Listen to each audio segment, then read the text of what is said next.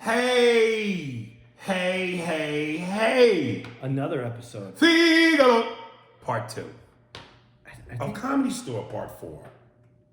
yeah, Comedy Store. Well, Yeah. for their part 4. We're reviewing their part 4. We might be late, but this is Part 4. Yeah. Hits 101. What's happening, baby? All the new listeners, welcome. As always, if you are a new listener, please enjoy this episode. But do not cheat yourself, treat yourself. Start from episode 1 and go in order so you could track the birth of this motherfucker, the adolescence, the teenage years, and the manhood years. We grow before your ears. And how do you access those issues? You go to your favorite podcast platform. And if you don't have one, grab one. Apple's the easiest. Mm-hmm. And then you type in Spears and Steinberg. I know that's right. And you click subscribe. Mm-hmm. And then you'll get all of our podcasts. Child. Get it now. They're not going to be free forever. And if you was black, we would have been diamond and silk right now. Yeah. Mm-hmm. Sure is, honey lamb. I don't do a good black girl. I bet you could. If you And I always wanted to get that neck shit. Yeah, I can't. I don't have that. You just gotta look like you working your way to sucking it. All right, let me stop. What they seem to highlight on this episode of the Comedy Store podcast, of Comedy Store episode, because they said the word podcast, and it felt like Joe Rogan was the highlight. One of the things Joe had mentioned, because he talked about loving Roseanne Barr, and he described them as wild and reckless, and said, now if you're wild and reckless, stuff gets taken away from you. But he's, stuff gets taken away from you because of this moisture age of comedy we live in. And then towards the end, he said, he said he feels like somebody told him comedy is starting to feel dangerous again. And listen, man, I'm holding on to wild and reckless. I got all my chips as I'm sitting at the table, and I'm waiting on that right moment to push all my chips to the center of the table like rounders and slap my cards down because I got wild and reckless as the winning hand. Listen, I really believe, I've believed this, which is why I'm standing my ground and I'm not wavering. What movie was that? Oh, Outbreak, Dustin Hoffman, when they had the standoff with the helicopter because they was gonna bomb the town, but him and Cuba didn't want them to bomb the town, so he stood in their flight path. I'm not moving! So I'm not moving, man. Sometimes I go a long way to make a point. Comedy is greatest when it's wild and reckless. It's greatest when there's a hint of danger and spiciness to it. And people like Roseanne made that happen. Kinnison made that happen. Dice made that happen. I feel like all the great ones, and I'm not saying that because you didn't do that, you weren't great. But there's something memorable about when you eat some shit with some hot sauce on it and you spend 5 hours in the bathroom having a butt loose competition. That would have been a perfect place for one of your shitisms. Yeah, no. It's interesting though because you brought up several people and having it's dangerous. Comedy's dangerous. Well, Roseanne, as great as she was, everybody loves her. She got canceled by this. She got canceled because of the time we're in cancellation times. Right. But let me ask you, back in the days when it was wild and reckless, if she said the same thing then that she said now, no, still canceled? No, there's none of this is happening until social media. When 100 people can feel like 100,000. Right. That's really, and in a way, and this is where this gets really tricky. In a way, it's great that a minority of people can have an effect over the discussion. An effect to the point where things are taking away from you? No. That's not what I'm saying. What I'm saying is, it's if this could be, if we can harness the superhero for good. It's amazing that a minority group of people can have an effect over the whole conversation. Now, the problem is no one wants to have conversation. They just want to live in echo chamber and have their opinion echoed back instead of living in a place where there's discussion. Because without discussion and without a difference of opinion, there is no growth. We will work our way into a corner and we'll stay there. But we have to be able to have discussion. What I love about when Chappelle did his special, and he's talking about no matter what it is that you feel, comedians, and he called out to comedians because it's the comedian's job to keep social relevance, to keep our words from going away. And he said, no matter what you are, how you feel on stage, to say it. What you are, who you are, represent. Say that. It doesn't make a difference if it's what it's pro or con against. He didn't say it that way. I'm obviously paraphrasing, but he said it's not. If you have a racist thought, say the racist thought. Be who you are on stage. I'm not saying that we should have a whole racist night. I'm just saying if you have that would be funny though. You know what? It would be exceptionally but you couldn't get through it because everybody would scream in the crowd and cry the way things are today. Right. So, but he said you got to be true to this because there's more. The thing that I love about Dave is there's more to comedy with him than just the jokes. There's everything that goes behind it, the meaning of the joke, what's behind it, who you are, what you can be, and this is what. And he really put it to that it's our job to keep the conversation going as a comedian. That we're not just up there just to tell some knock-knock jokes. That we have a responsibility. But I also feel like, especially with Dave, because of what he can say behind the jokes, is what makes it so masterful and accepting. To be able to articulate your personal feelings and thoughts along with a great punchline, that's a very hard thing to do. You either got one or the other. Some dudes are great with the words, but the punchlines ain't that strong. Some dudes got great punchlines, but there's no real words behind it. But what Dave has is the ability to go on stage for as long as he goes on stage and to say what he wants to say until he finds it. I don't think Dave always feels that he's successful on stage. He knows that some of those bits aren't going where they want them to go, and he works but them. even his fucking mistakes are better than most motherfuckers' perfect jokes. Maybe so, but you have to work the craft. You have to be unwavering from the fact that what you want to say, there's a way to say it. And if you think I'm lying or ass kissing, go to YouTube and type in Dave Chappelle comic strip, where he's at the comic strip is it the comic strip or Dangerfields, where he's in New York and he's performing for 6 hours. And I mean, at times it's pure Dave just sitting on a stool talking it out. But even his talking it out, you're going, damn, nigga, word, you thought of that? It's fucking brilliant. Richard Pryor's Up in Smoke. Is that the one where it's the improv? Yeah, just the brick wall? Now, here's the difference, though. Dave was funny. Damn. Richard, you're going, God damn. But there's a lot of genius in that. It just hasn't been it wasn't polished yet. Going back to the Comedy Store, I think it was the first episode. They said Richard was on stage one night and he was doing so poorly, he just said to the crowd, I ain't funny tonight. Like, there have been moments when I've been on stage and I know I'm not funny, but I would never say that because I don't want you to know that, even though it's obvious. The bravery that takes is just, it's fucking amazing. But not to veer off the point, yeah, I really hope comedy is making a dangerous comeback or a comeback in the way of danger, because I just think that's just so more interesting to talk about. Did you hear what he said? Can you believe he said it? Well, comedy will be that. It will always be that. It always will have the potential to that without the repercussions. But it depends on, you got to have the comics that are willing to bust down. You got to work outside the box. You got to be willing to break those doors down. You can't be afraid. I think that there are comics who have been afraid, who have veered away from it, and who are waiting till the coast is clear to say, now I can go back to it. I don't think that's real comedy. You don't? No, I don't. I really don't. I mean, I'm really being honest I'm not disrespecting any comedians. I don't know who you are intending when you say that, but if you're waiting for your moment to say this great line, but you feel it could get you in trouble, you're not being authentic. You're not being an honest comic.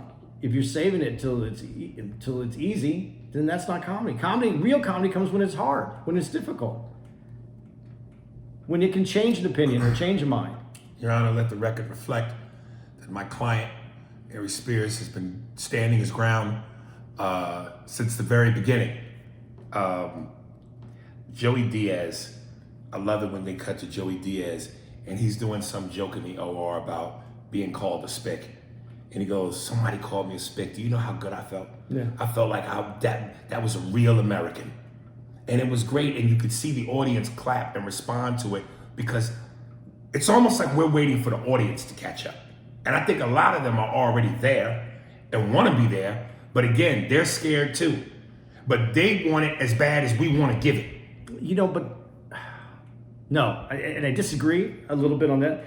They're judgmental. And coming from Joey, it was okay because Joe, I can almost hear the liberal brain going, well, this motherfucker. I wish I could do Joey. But he's Cuban, so he can say it because he has that Latin background. That's what it is? Dude, that's how they think about it. It's like you can say it, but you can't say it. Because coming from him, it's authentic. Coming from you, it's racist. Right. They're not seeing the funny that's there because they feel that you have to represent what you're talking about or it's racist. Replace Bill Burr in his monologue. No, don't replace his monologue. Replace Bill Burr with Joey Diaz on SNL. You don't think the room is just as uncomfortable? No, I think they're more uncomfortable because Joey Diaz, Bill was trying to make a point, and I think you could see it in Bill's. I think that if he said something that shed the way Burr said it, it would be like, oh, he hates women. Right. But that's coming from the person. That's Joey's voice that's that way. It's so hard because it's so personal. Because the true experience of getting to see comedy and getting to see a comedian that represents himself. That's when you see Burr. Burr, that whole SNL. That was all Burr. That was Burr's feeling. He feels that. He wasn't writing jokes to make people laugh. He wrote a joke that was funny to him about the society we were in. When Joey talks about, when you just said that joke where he said he called me a spick, I was like, oh, finally, a real American. Right. That was his take on not only America, but we're gonna get back to what's real instead of hiding it. These are real takes. This is when comedy to me is genius. And when it is dangerous like this, it's even better because when something authentic comes out like that, you feel it and you know it. Even if you're not a comedy fan, that has to be sensed in some way. That's why I don't think as much as they wanted Bill Burr to be in trouble for that the next day, and they wrote articles after it, it didn't go anywhere because I think it was the authenticity of what he had to say, of his opinion, in a way that he said it without trying to be demeaning. I don't think there was a place for them to go other than to be mad about it for the 24-hour news cycle, and it went away. Real quick, she's a badass chick. I would give my left nut to have sex with her. Give me a girl who you think is like that, famous.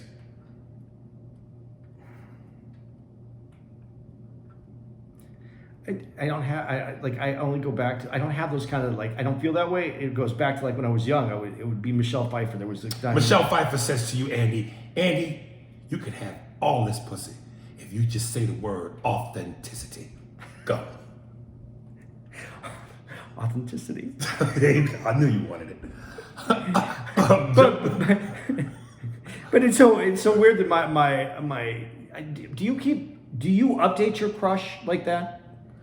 No, some of my best crushes are from back in the day. Right, so they don't represent today. They represent your youthful exuberance for a female. Your dick hit you in the stomach and said, all right, nigga, get it together.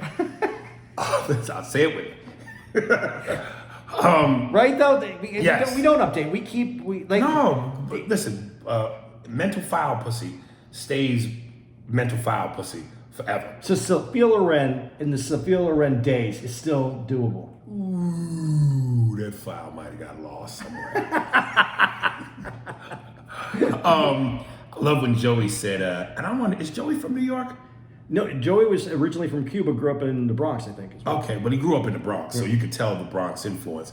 When he said, my daughter is 6 and has done dick with her life. And he goes, do you know how much shit I did when I was 6? And I love that because, again, you've heard me say this, growing up in New York as a kid, that gave you stripes. And let me not just relegate it to New York.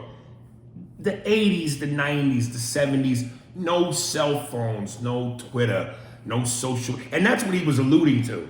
Because of the phone and the Twitter and all the social media handles and computers, kids don't do shit. And that's why I feel like with comedy, performing in front of today's generation, the jokes get lost in translation because they haven't earned the stripes. And when you're a kid and you fucking go outside to play and you can make a whole game in your head with a bottle cap and a stick and you can go in the woods knowing you can come out alive and you can fucking do shit that we used to do, it builds character. I know that we're living in a different world. This goes to what you're saying right now than I grew up in because I realized that I never had to take my kids to the hospital. No, I think you know. My kids never had to go to the hospital. Like they didn't come home. Oh, right. They weren't outside and came in with bleeding or broken. Right. Oh. They just, we broke. We had to go to the hospital. We wrecked on our bikes. Right. We do. I remember my mom freaked out because she saw me at my neighbor's house and we had set up like Evel Knievel was a big deal. Right. So we had we didn't even have BMX bikes back then. We just had bikes that we just did things to them so that they could be a little bit more sturdy. And we set up ramps, and we were jumping over like 8 garbage cans, 10 garbage. No one's gonna jump. Now you can't leave the house without a helmet. We didn't have helmets. So, but my kids, I took Max to the doctor because he thought he had testicular torsion. But other than that, but that's not an injury. That wasn't a sports injury. That wasn't coming home. But see, what's funny was when you said that, because growing up in New York, I think growing up in New York, you become a different person when you grow up. You're a child that becomes a man instantaneously. But I just think it's funny because I didn't have the New York experience as a youth. When I went out, I lived by the Air Force Base, and it was separated by the neighborhoods.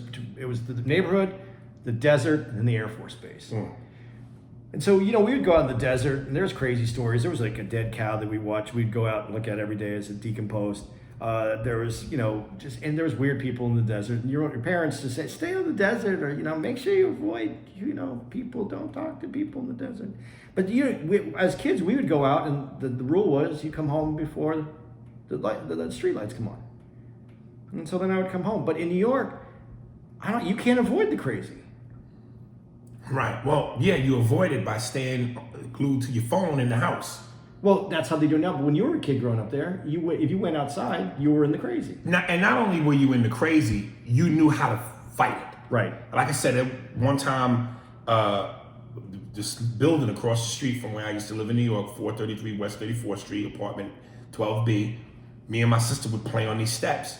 And the car came up. The dude was trying to lure my sister into the car. From where I was standing on the steps, I could see the point of view. Dude had his dick in his hands. That's straight up. He was trying to get my sister to get in the car. And I was 7. Just the way you said it so casually. Oh yeah, it's New York, baby. Yeah, motherfucker said, hey, how you doing? Got a dick in his hand.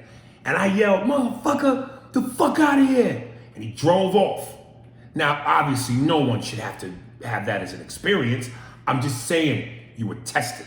I know you're old enough to remember this. Remember when your jeans had the hole in the knee? Yeah. And your mother used to cut the square patch. Yeah. And iron it. And the denim patch never was the same color as the jean. You know how you got your holes in your jeans? You ran and you fell. Yeah. You scraped your knee and you tore your jean. Yeah. Open. Kids don't run no more. Well, that's why they come. Their knees are perfect. Yeah, but that's why the jeans come with holes in them now. It's fucking babies. So that's why, because they're not going to do it. They're not going to earn those holes.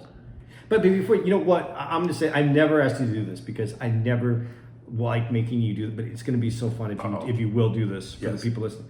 Would you do the thing about the dick in the hand, but give the address and then the whole dick in the hand. But can you do it as Denzel just for a second? Because it's gonna be, dude. It's like I heard you doing it. I goes, that was Denzel doing it. All right, me and my sister we would be on the steps.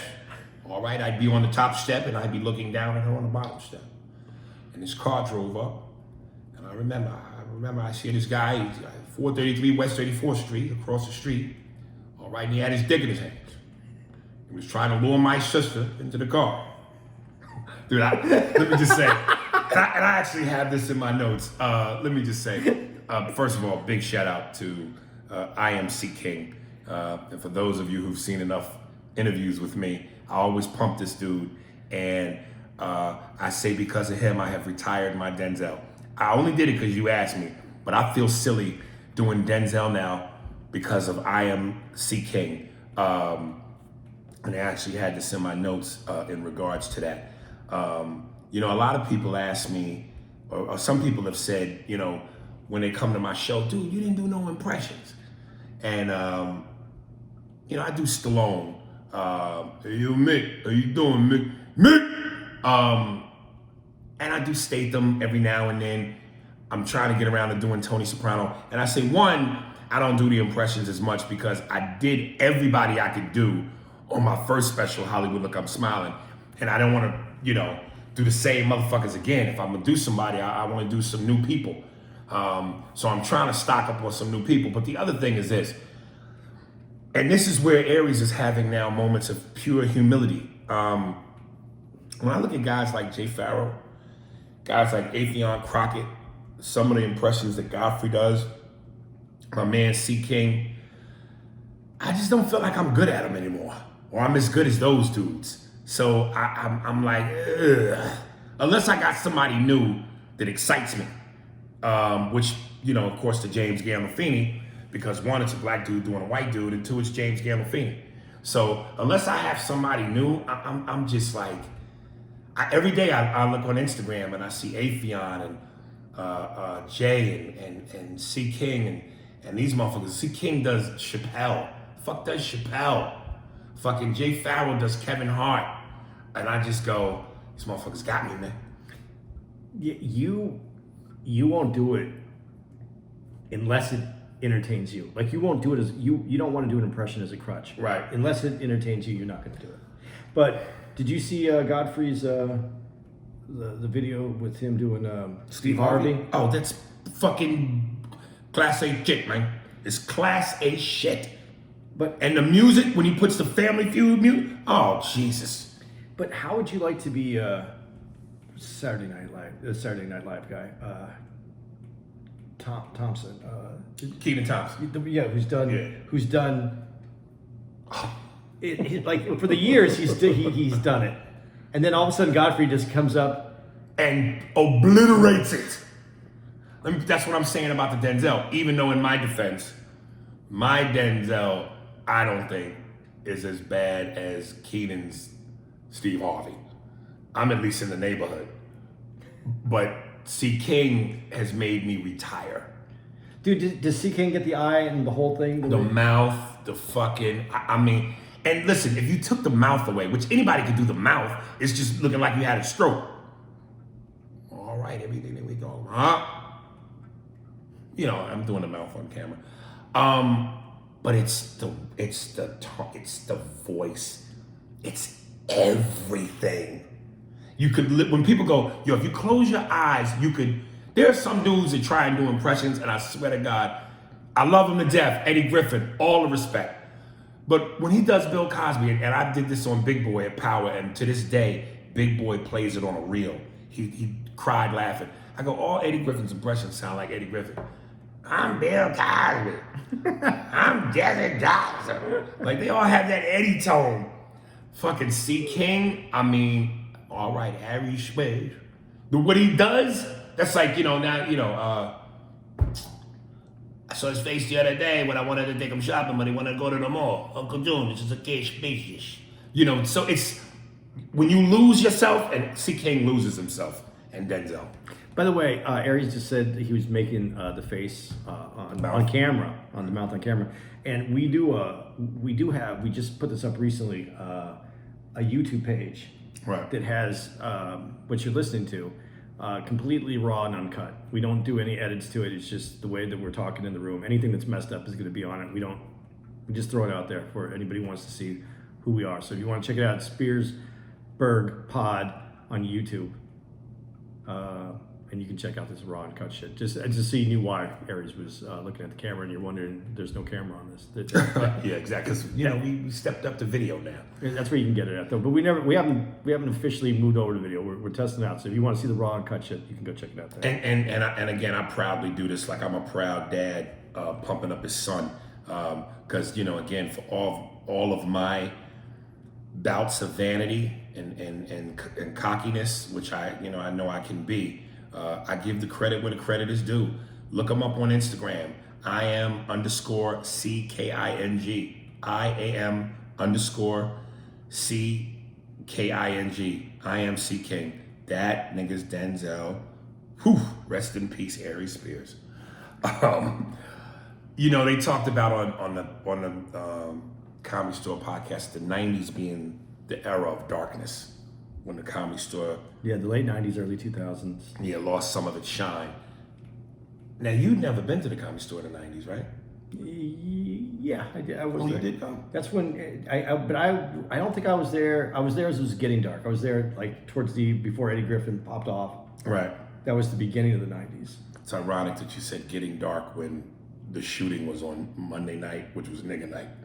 Yeah, what did they call it back then? What's it called? It's Chocolate Sundays. Chocolate Sundays was the Laugh Factory. Mo Better Mondays was the Improv. I forgot what they called the Comedy Store. You guys always have to have a... We don't do that. Yeah, but, the white folks do that. The white folks do the it? white owners do that shit. So to let motherfuckers know it's Black Night. Is that to let black people know it's Black Night, or is that to let white people know it's Black Night? Both.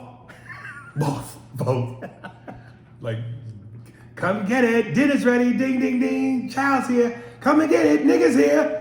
Ding, ding. I forgot about it till Eddie mentioned the shooting. Yeah. I totally forgot about that. Sometimes we are our own blessing and curse at the same time. Because here's the thing. When the Comedy Store was dark during the 90s, guess what was the most successful, profitable night? No. Nigga night. Oh, like all three clubs? No. First of all, each club had its own night. Monday didn't become Mo Better Mondays till way after they stopped doing Black Night at the Comedy Store. So it was Chocolate Sundays on Sunday, Mo Better Mondays on Monday at the Improv, and the Comedy Store didn't even do Black Night no more. Once there's a shooting, nigga night's over forever. So, but at that time in the 90s, all three, and when Eddie said it, he wasn't exaggerating, all three rooms were packed. The hallway was packed. The OR was sold out. The belly room was sold out. The main room was sold out. And when you walk through the halls, it was like walking through a club. I mean, that's what I'm saying. When black people go hard, we go all the way. Chris Rock, grand opening, grand closing. When we shoot, we go all the way. Nigga, we shoot the celebs in the pictures. It was a fun time because half the time, here's the problem. A lot of times, people went to go see comedy, but everybody sometimes went to go be seen. Niggas wanted to put on their shit. They wanted to go get seen. All the dudes knew some of the baddest bitches in LA would be there. They was trying to get some pussy. Some of the chicks knew celebrity comics was gonna be there. Celebrities was gonna be there to watch the celebrity comics. So they was trying to get some dudes come up on the come up. It was a zoo. It was a fucking zoo. It was fun, but it was a zoo. But you've always been a Laugh Factory guy, right? No. I was Comedy Store. I didn't become a Laugh Factory guy until the last 4 or 5 years.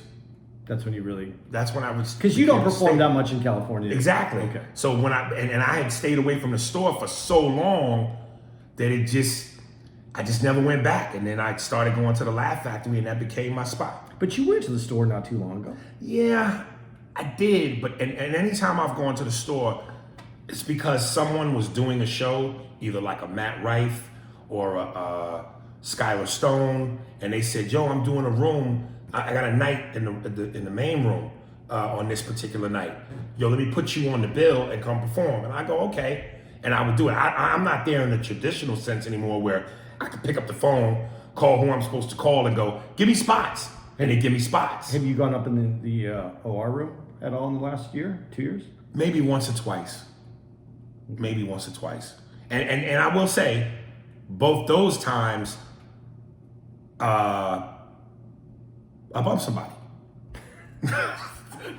The dude in the booth, I was like, hey man, and here's how I start up. I don't ever go, I'm Ari Spears, I need to go. I'd simply go, hey man, how you doing? I used to perform here. Matter of fact, my picture's right there, my name's on the wall, and then they go, oh, Ari Spears, yeah, how you doing, man? Hey, do you think it's possible I could, you know what, we'll squeeze you in between so-and-so and so-and-so. But I don't understand, that's not, I know that's considered a bump, but it's not like, a bump to me, a bump that I'd be upset about is if someone went in and there's one spot left on the show and that's your spot and the guy comes in and goes, I need the spot, and then you're not doing a show that night. That's a bump to me. But think about this. What about the person who I'm going ahead of who may go or may be like, damn, I gotta go somewhere. Yeah. And now I'm fucked up because of this. Yeah, that can happen. Yeah. But yeah, that can happen. But I just don't see any, to delay someone 12 minutes, I don't see as that. But I guess, I don't work that. If you had 3 people come in, now you're back 36 minutes. Right. And now you might not get on if you're right. And look, I remember one Monday night, I'll never forget it. This how thuggish Monday night was. Tupac was in the audience. And, him and Mike Tyson's close. And the comic got on stage and was about to do Tyson jokes. And this nigga Tupac stood up and was yelling at the top of his lungs, yo, don't fuck with my nigga Mike Tyson. You heard me? Don't fuck with my nigga. Move the fuck up. Don't fuck with my nigga. And the comic didn't do the joke. So, and Pac standing up is one thing, but then when Pac and them 18 goons with him stand up, you rethink your shit. This was at the store? Monday night, when shit was wild. That's funny. And that's what I'm saying, like Mike Tyson could be there, Tupac could be there, whoever could be there. It was literally like going to All-Star Weekend or a fight in Vegas. It was a party. It was a fucking party. Niggas go hard, man. And I know when we were in Indianapolis, we talked about this, when we were talking about my son and being gay. When we go, nigga, we go. We get the shit shut down. Bullets for everybody, nigga. Bullets for everyone, nigga. We go hard. 100 niggas in the crowd, 100 bullets. Okay, now we're gonna get to the meat.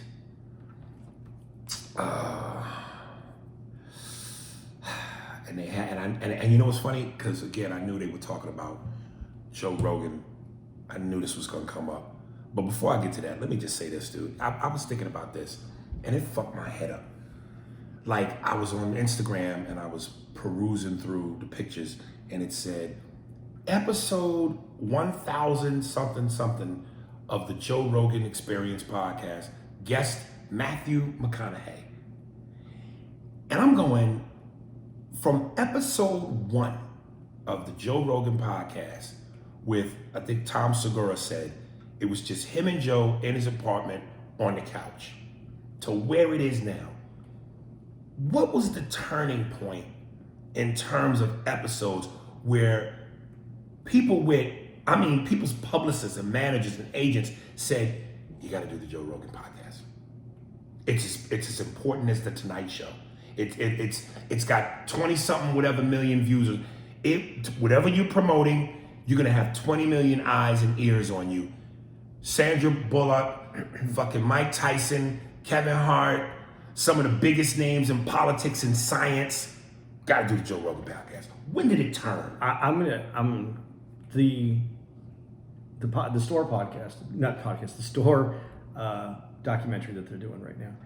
I don't think it gives enough credit to this, and I'm going to tell you where this turns, when I feel it turns. And they're kind of giving credit to it, but they really gave it to Joe. Like, Joe was this happened because of Marin. Because Marin is the one who Obama went on the show.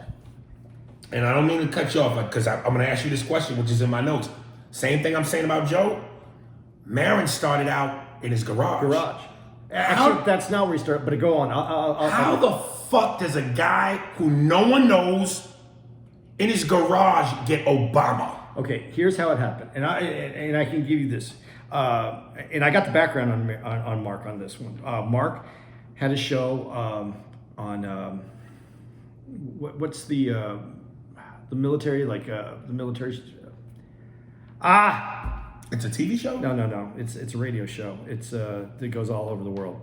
Anyway, he had this show that was picked up. It's an ad, and they basically just shit canned the show. So he's in the studio. Marin has nothing. His career isn't going anywhere. His he's done on this radio program. This is the last thing he had that he was doing. And he heard about podcasts and knew a little bit about podcasts. Now, there's a lot of people doing podcasts before Marin at this point that have podcasts. But what happened is that Marin started using that studio to make his podcast for a little while. That's where it started, and then it moved to his garage.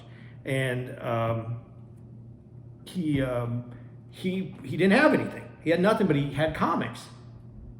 He knew all the comics. He'd been doing comedy now 20-something years. He knew all the comics. I mean, he knew everybody. He had relationships with most comics. Some liked him, some didn't like him, but they all had an experience with him. So he just started calling comics, and he started doing these interviews. And he was a good interviewer, and he was at the point where he had nothing, and he was going basically to therapy in these podcasts. So he's talking to these guys, but trying to figure out what's wrong with his life and his career, why it didn't go anywhere, why he is in the garage. And from that, these real interviews started taking on a life of their own, and more people came on it, and more people started listening to this because it was so authentic and it was so heartfelt. So more and more people are listening to this comedy podcast. And he wasn't, he was pretty much comics. Now he's branched down to music, art, everything. But it's going along, and his podcast has so much momentum that when Obama wanted to speak to the people, that's who he chose to do it with, was to do Marin's podcast. And through a lot of research, this is what happened. And that is the moment, honestly, that I think podcasting really took a major turn, because people saw what effect podcasts could have, that even a president would want to use that platform. And then Joe was doing something completely different. He wasn't doing something, he was doing a podcast. He was talking about everything. And what made Joe authentic is that he was really doing a podcast to learn about things and to get more information. And he also had that whole MMA diehard fan base that he brought over into this and also with weed, and Joe being a big weed guy, about how the benefits of weed. He brought over so many different genres. He had something for everybody. And that's how Joe's podcast, I don't know without Marin that Joe, I think Joe's podcast would have been big, but I think Marin really brought the masses to see what podcasting was. So much so that Obama was on the podcast. That had to be a big deal. That's insane. Because I don't know anyone else. That had to be the biggest get for a podcaster in podcasting at that point. And that's what made such a big noise. There's so much noise. So even though they're talking to Marin a lot on this Comedy Store podcast, I haven't heard them credit him, but I think he was one of the biggest at the time on podcasts. Listen, again, I know Joe will never have me on, and that's fine. But if I could ask him a question, I would just love to know, because that's what's fascinating to me. Because from episode 1 in your house or in your apartment with you and Tom Segura, and then you upload it, okay, you're growing. But from episode 1 to 75, I don't think you're getting Matthew McConaughey. I don't think you're getting Mike Tyson. I don't think you're getting some of the big names you're getting. But I know at some point, by episode 1,000, something is happening where your numbers are so big. Like I said, any publicist or manager or agent would go, yeah, Kimmel, yeah, Tonight Show, yeah, Leno, Conan, but Joe, you gotta do this. It's good for your career. It's good for the push of your project. when did it get to that point? I don't know, but it shows the love that people had for comedy to be able to do this. I mean, think about it. You're in the living room, and what do you think those guys got? Maybe 50 listeners to their very first podcast, Probably. and to watch it grow from 50 to 100, 100 Right. to 1,000, 1,000 to 10,000. I mean, this is a big deal. Right. But that's how they all started back then. There wasn't, and it's the Wild West. You could do anything you wanted on a podcast. You weren't worried about sponsors because you were doing this in your living room. This was just for the fans. This is between me and the fans, and you could do anything you wanted to. It was the Wild West. Like I like when Rogan goes, when he was talking about all the other people, comics and stuff doing podcasts. And look, we know that again, when the market becomes oversaturated and there's too many fish in the lake, not everybody's gonna eat the way he eats. But the idea that he goes, look, man, this is a feast. He used the word feast. Everybody can eat. Now, I don't know if that's true, but I get what he's saying. If you somehow can put this formula together the right way and make it click. Now, granted, not everybody gonna get $100 million, but if you're making, Jesus, let's say you made $10,000 a month. $10,000 a month doing this, that's huge. Let alone the fact that you can make so much more. The thing also with the podcasting that works, not only just the podcasting, but what I think Joe's also talking about is you can eat. When he says feast, but there's people that have been canceled. Owen Benjamin lives off Patreon. He's doing his Patreon. Right. He can't get a sponsor. He's living off Patreon. People who support him, people who think he's funny, people who like his views. I mean, as we get into the comedy's dangerous, but there's a release valve in comedy. But you have to be willing, like you said, put all your chips on the table. And if you lose, and you have fans, and you have an opinion, and you stand by it, it's a place for you to continue to eat. I think one of the most remarkable things, and they mention this, is once upon a time ago, you absolutely needed the networks. You needed the movie studios. You needed it. And let's be honest, even though you might not, or you can create a way for you to go, fuck you still want to do that. Because there's something about being on the big screen. There's something about having your own TV show. The cachet of that validates you. Not to mention, you can get filthy fucking rich real quick. But the idea that you can go, I can still potentially be filthy fucking rich. I can potentially still get that kind of exposure without you. I don't have to have hat in hand and beg you. Well, And I get to keep creative control. I got say. it's so much so that all the people that were the gatekeepers, that were bad people, let's call them bad people, just to be fair to the people who had to call them out. They weren't worried. They don't have to worry about their career the same way. They can call out these people. That's why we have these people tumbling now who used to run things, because they're not needed. People can have a career without those people. That's how Harvey Weinstein can go to jail. The business is going to get fairer because of this. Now, that doesn't mean everybody's going to feast, as Rogan said, Right. but it's going to be fairer. Right. If you have something to offer and you have a crowd, you can survive in this business. My man, Nas, one of my favorite lyrics from him is, let me show you how easy it is to make a meal. All you need is a skill. Now it's grind time. Yeah. Okay, here we go. Carlos Mencia versus Amy Schumer. And this is why I gotta say this, which is what bothered me about.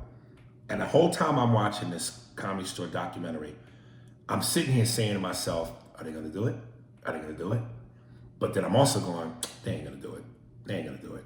Now I knew they were gonna do the thing about Carlos versus Mencia. you have to address the elephant in the room. Carlos versus Rogan. What did I say? Carlos versus Mencia, yeah. which is also true. Yeah, Ned versus Carlos.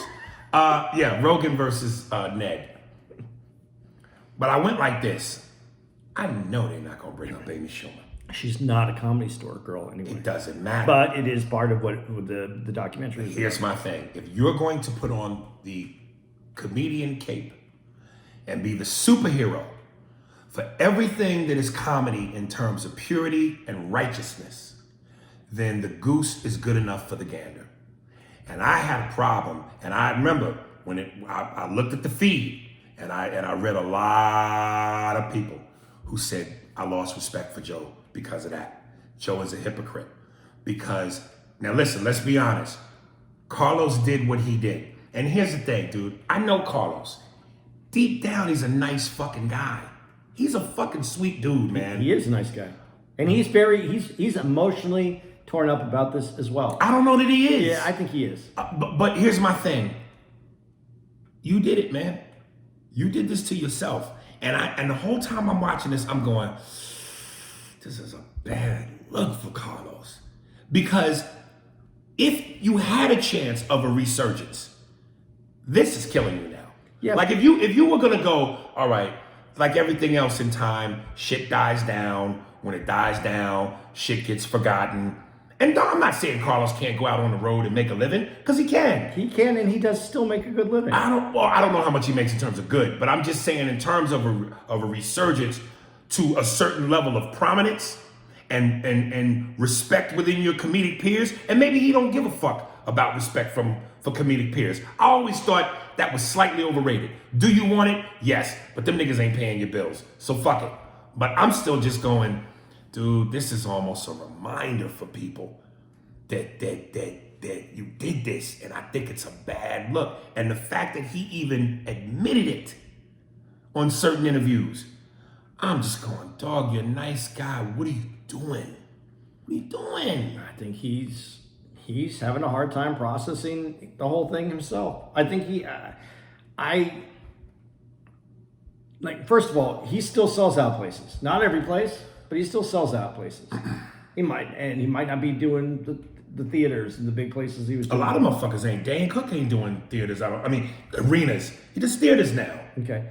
But Carlos is he can still make money. So that's not the issue. Talking about the money, I mean, obviously it's not the same as it was before, but your legacy. Right. You don't want your legacy to be completely ruined. And I think he was trying to come out of, I think like when you talk about those interviews where he says, yeah, but but I'm doing it better. I think he was trying to figure out how to come out of this, and he almost wanted to be like the gunslinger in the black vest and the black hat. Come out and be like double down and come out and be like the bad guy of comedy, and think that maybe that was going to get him through it. Like, yeah, I did it, but I haven't heard one. If you watch the Comedy Store doc, there's one they're yelling, and Joe's on stage and they're yelling at each other, and this girl, and he says something about better. He makes it better. That's what he's looking for. He's looking for those people that are going to come out. But again, we know in comedy, as I read that quote from Chris Rock, every comic is a pastor, and we all have our loyal congregation. Right. So that's always going to be the case. But that's what you lean on when the whole group is against you. Now you got to lean on just your audience and who loves you. Listen, man. I've talked to him about this. Right. And the things he says, and this was several years ago, so I don't know how he feels today. But he's there's a lot of denial in his head about it, because he'll say, like, I think if it was today, Joe would admit that he went too far and he should. I don't think so. Obviously, it just came out in the special. Joe doesn't think he went too far. Joe thinks that he went as far. And that's part of my problem with Joe. Why didn't you go after Amy Schumer with that same energy? He answered it. No, he didn't. He said parallel thinking. No, which was bullshit. And he also said that it's not his job to go after everybody. Oh, how convenient. No, it's not convenient. There was a moment on that stage that happened that also got him banned from the store.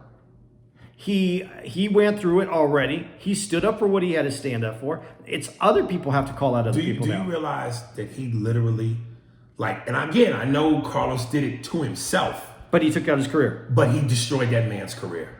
And I'm gonna tell you from where I stand, when you look at, Amy Schumer, who for a second was super hot, coming off a train wreck, and you say parallel thinking. Now, Carlos verbatim, the Ari Shaffir joke, pretty much verbatim. The joke that Bill Cosby did about the father raising his son up from Little League, is it Little League in baseball, basketball, football? Pee-wee. Pee-wee, from Pee-wee to the pros. And he looks at the camera and goes, hi, Mom, when the credit. That's verbatim Cosby. He updated, but okay. It's the punchline is. Whether it was Kathleen Madigan, Tammy Pescatelli, Kevin Nealon, Dave Chappelle, Patrice O'Neill, and two other women I can't remember, whose names I can't remember. I'd even think Mitch Patel. Damn near verbatim. Okay, but you said that you And put you're that on. telling me that's parallel thinking? No, I don't think it's parallel thinking. She shouldn't have been attacked the same way Carlos was? Not by Joe. It wasn't Joe's responsibility. Why does he have to come in every time someone steals a joke? Where's the rest? Then of he the shouldn't have came in the first place. Where's the rest of the comedy community? Then he shouldn't have came in the first place. Where's the rest of the comedy community? Here's where the rest of the comedy community is. You ready? They don't want to bite a hand that could potentially feed them. All of you white people stick together. That's funny. All of you white people have always stuck together. When the little nigger Mexican did it, it was stealing. When the white girl did it, it was parallel thinking. All of you stick together. That's like Katrina. Niggas stole televisions, and the news said niggas steal TVs. White people took televisions, and it was white people found TVs. You motherfuckers are great. You stand together. If niggas stood together like white folks stood together, we'd be tighter than an embryo's pussy. If Amy Schumer can put you in a movie, give you a guest spot like she did with Dave Attell in Trainwreck, and put you in the film, okay, you don't want to blow that opportunity. So you shut up. But obviously, Rogan felt that he was like he said he couldn't believe it either that she's going to take Carlos, the guy who steals, over him and ban him. Remember? Yeah. Okay. So he obviously felt that he like Ari couldn't say anything because Ari didn't want to get banned. He wanted to keep his times at the store. No one else was going to say anything. Joe obviously Ari was on stage with him. Yeah, but he couldn't go after Carlos on his own, is what I'm saying. Went after Kobe Bryant's dead memory. That is something that if you follow, and it's ill-advised, but if you follow Ari, he did that to every single dead celebrity. Okay, all right. Well, if you don't have no problem going after dead celebrities before they're even put in the ground, then you shouldn't have a problem going after Carlos or anybody else. This was a different part of his career. He was not. That's not the Ari that did that. This is a different guy who's still a young comic coming up, and Joe went out there. I can hear all the motherfuckers right now at their keyboards like, you are making excuses for this shit. I just don't understand why Joe has to be the one to because he started it. Yep, 10 years earlier. Every 10 years he has to come in and list out the guys that stole jokes. Well, then don't do it ever. Don't do it ever. I don't think that he thought that was going to make him the police of comedy. He came out and he did it because his friend has a problem with Carlos, and everybody at the store at the time was talking about it because it wasn't just, and let's get this straight, Carlos wasn't just taking jokes. Now I'm going to get myself in trouble. Carlos wasn't just taking jokes from other comics that were saying jokes and then redoing them and taking them from different features in different cities that he heard. Carlos also had writers for The Mind of Mancia. And these guys are writing, and then he would take those jokes that they didn't get. Amy Schumer had writers for her show that people said their jokes were taken and put in the show. I'm saying what's happening. So Joe's in there, and this is all happening. Joe addressed it. But that doesn't make Joe the referee and the accountability police for the rest of his life. He had, and if Amy's working out in New York, and this is happening with these comics out in New York, and Joe's in California, why is it Joe's responsibility to police the nation now? Well, why was it his responsibility the first time? He took up for the people that he felt close to, that Mencia was directly affecting. Hogwash. No, that's exactly what it is. That's bullshit. Well, I think it's unfair. I think it's a contradiction. Okay. And it's hypocritical. Okay, so if you saw your buddy and he was in a fight, would you help protect your buddy? Would you help protect your friend? Depending on what the nigga did. Okay, but he didn't do anything. The other guy's fucking with him. Would you stand up for your friend? Yeah, but my friend don't make his livelihood off of getting fucked up or getting in a fight. But the point is, that doesn't mean that every time you see someone who's having a problem with someone else, and you see that the other person clearly it wasn't their fault, that you have to stand up for him. You're not a superhero. You're not supposed to be. It's not your job. You don't come with a cape. Okay, well then mind your motherfucking business. He went after him because it was affecting the people around him. It was affecting him. Okay. So How was it affecting him? Because his friend Ari is having problems. A lot of the people who work at the store are having problems. He was a regular at the store. He's there. He's listening to all this, and so he went off. What is wrong? What is wrong with that? What is wrong with him going and defending these people and then saying that he needs to do that for the rest of his life? That's what he has to do for the rest of his life now because he took that up on one day. That's one day on the stage. That destroyed Carlos's career. Did he know that it was going to be filmed and it was going to go out to everybody? Or did he just go after him that day on the stage? Did he know it was going to get filmed? I don't think that matters. Yes, it does matter. Oh, so you think if somebody yelled out in the middle of the tirade, I'm recording this, I'm gonna put it was too late. Viral. It was too late. It was already out. It was already done. But my point is, he went after someone. He didn't know that was going to happen. Did you expect that he thought he was going to have a viral video from that?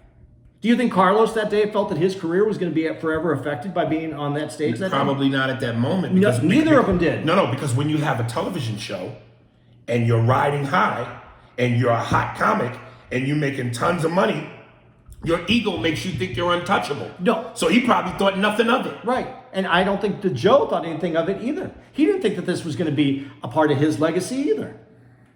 Come on, you cannot put that on him. The question that should have been asked of Joe is, if you had it to do all over again, would you? And that's when men see. And if he would have said no, then that's a different conversation. But if he would have went, I'd do the same thing all over again. But why wouldn't you if you protected the people that you care about? Oh, wow. Okay. Well, do you have to care? Do you know what his relationship is with Kathleen Madigan?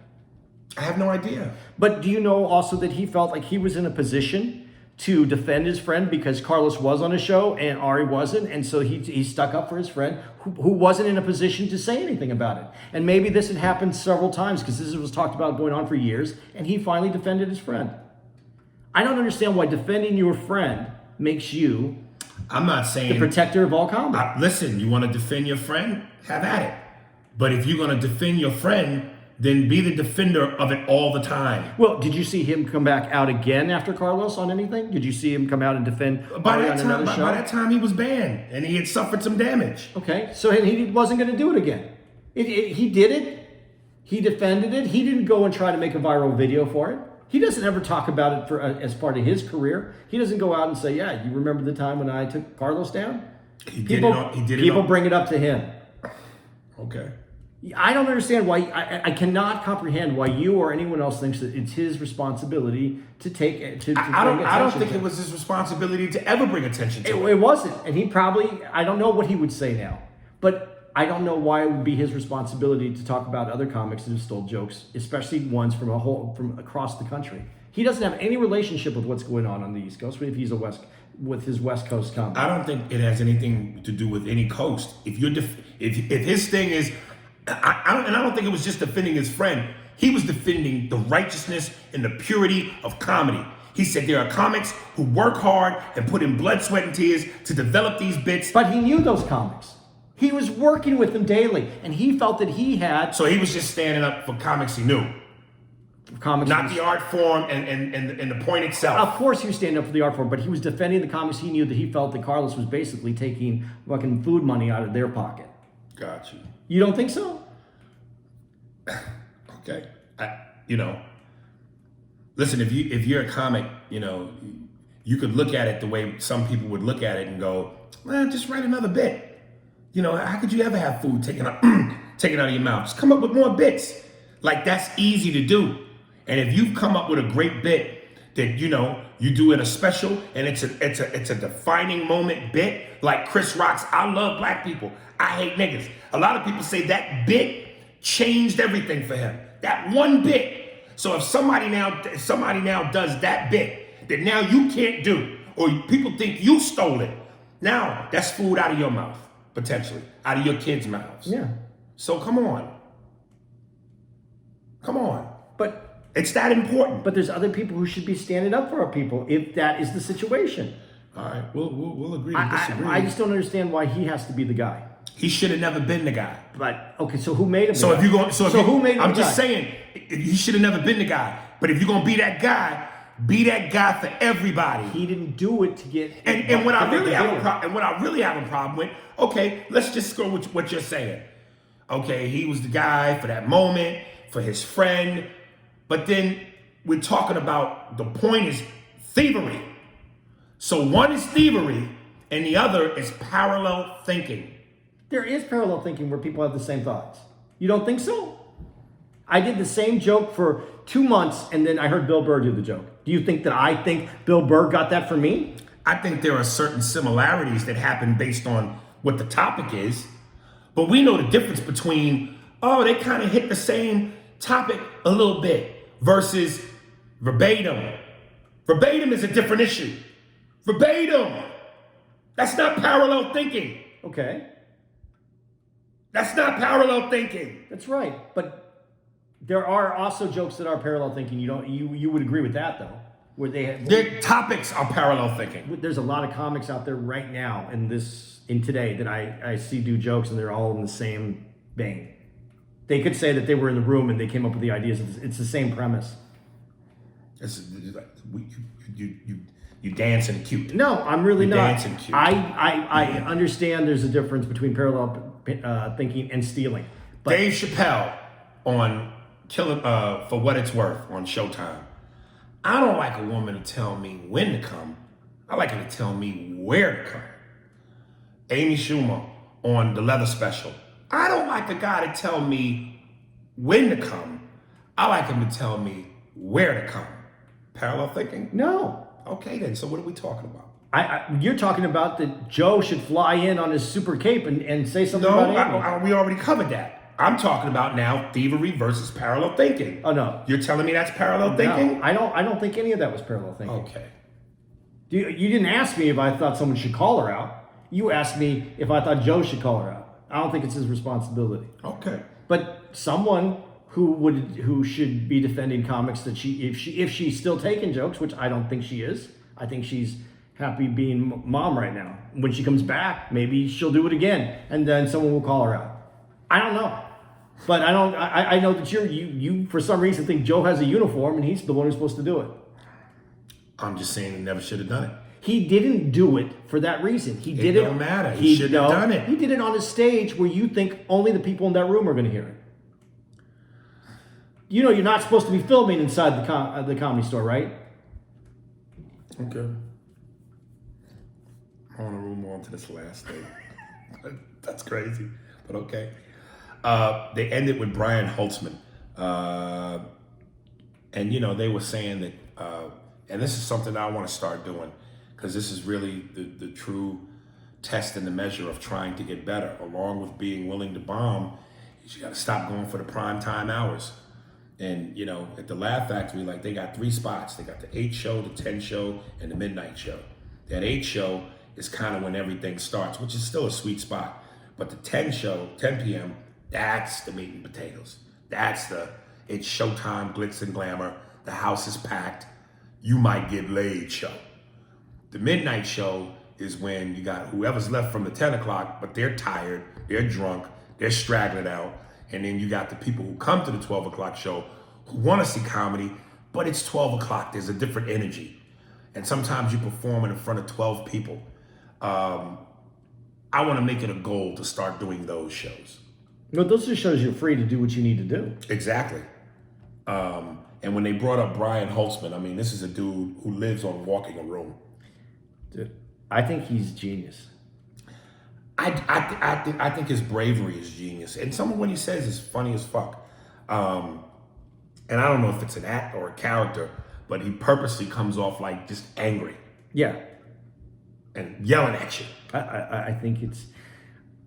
I think there's a lot of genius behind it. I don't think that I don't think that's a normal... He's not working on a normal level. That's not a normal comedian's level right there. That's a genius level where you're seeing something completely different. And I don't honestly mean that everybody gets it and it's the ultimate funny. I mean, you're working on a level where you're finding this entertaining and you're taking it to the next, whatever that next level is. Right. It's scary to watch someone who is so confident and who could care less. But again, I always wonder, do you really not care? Like and listen, I wrote this specifically this way where I was like, I do think there is a comedic sensibility and respect you get from comics watching comics because of your bravery and your fearlessness. But I also think that comics like him aren't being honest when they say they don't care about being accepted by the mainstream. And I could be wrong, but I'm just saying, and making it on a major level. I mean, to me, I'm thinking, why the fuck would you do this just to be respected, but held at a mediocre standard in terms of success? I'm not saying your material is mediocre or you as a performer is mediocre, but there are levels to this. And unless you're trying to be at the ultimate level, then why are you doing this? Respect and mediocrity don't pay the bills.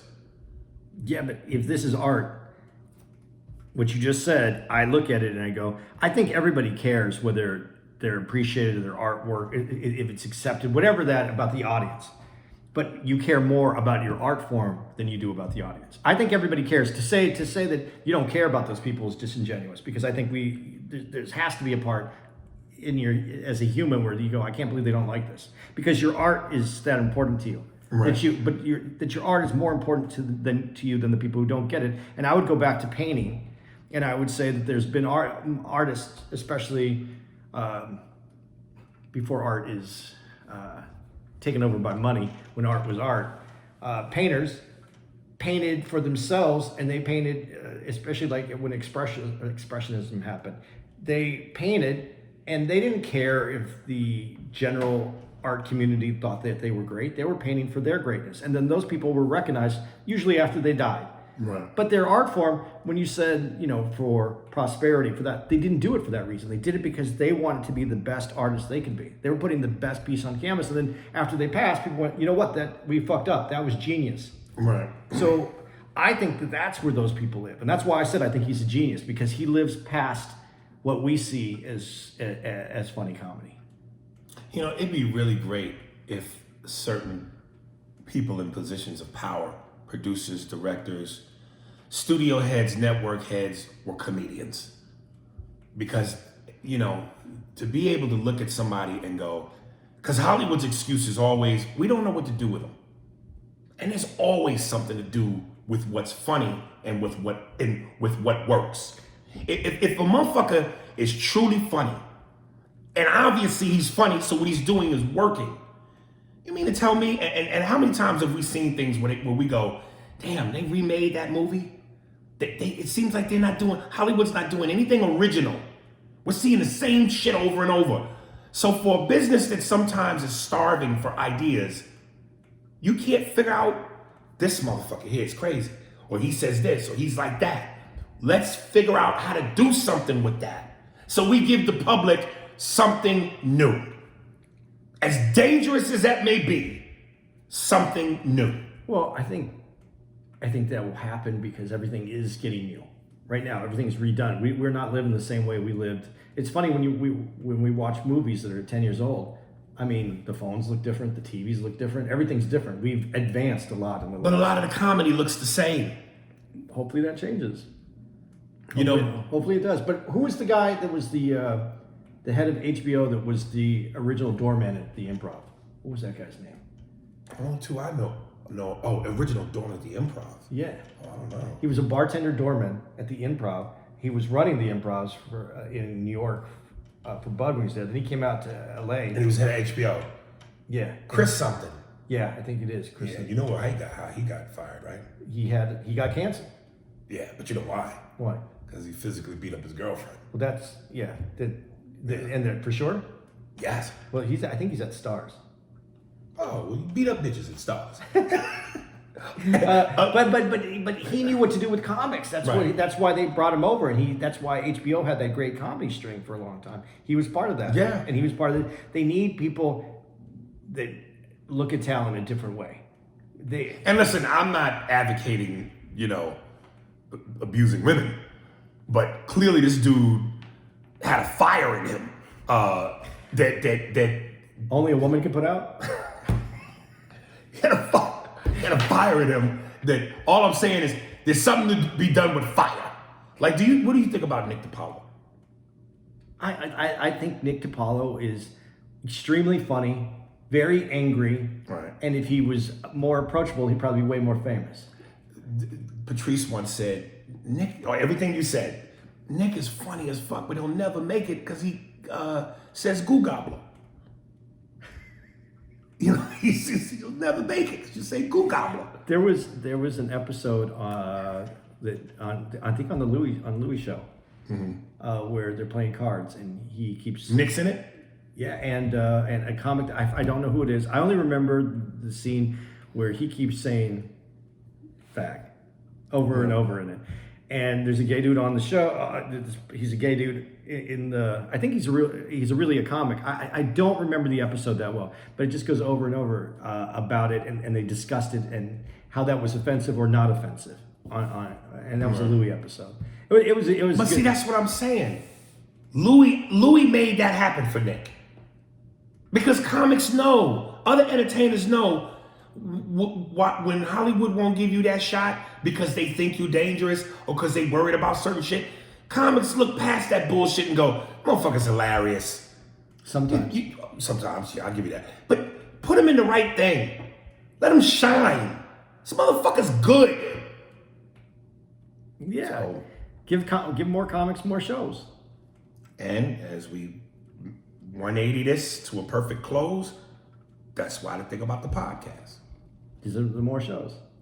We do things, you have creative control, you have say, nobody can tell you what to do, what not to do, and you can feast. Yeah, but we're at a point now, just before I don't want to let it I don't want to end on a happy note.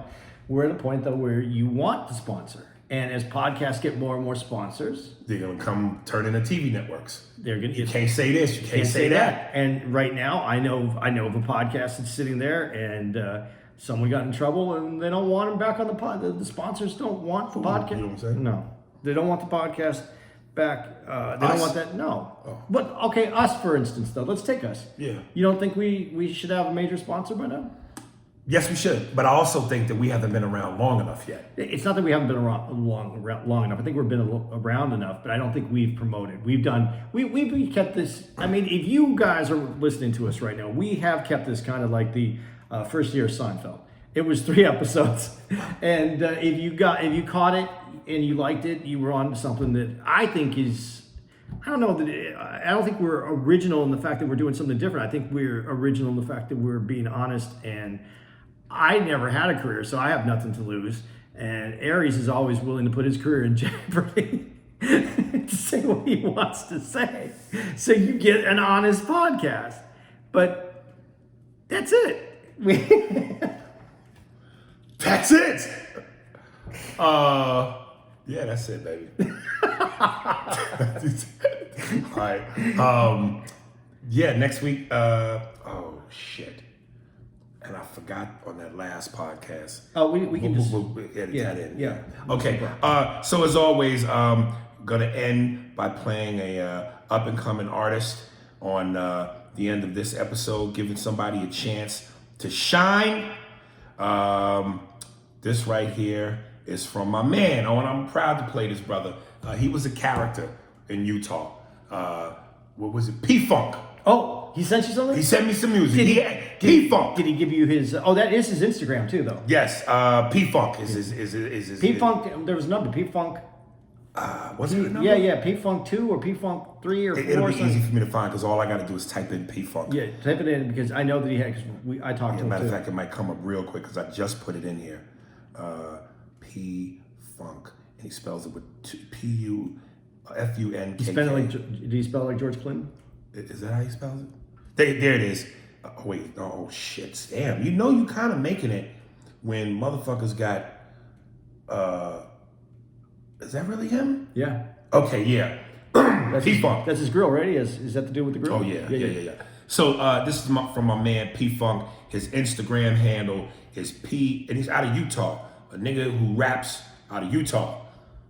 You gotta listen to this. Dude, he was very noticeable at the show. He's the first person I saw. And I even told him after the show, I go, you didn't feel me when I first came out. Right. I go, but at the end, I got you because you're funny as fuck. Yeah, and when he got up, he got long dreads. I was like, yeah, what?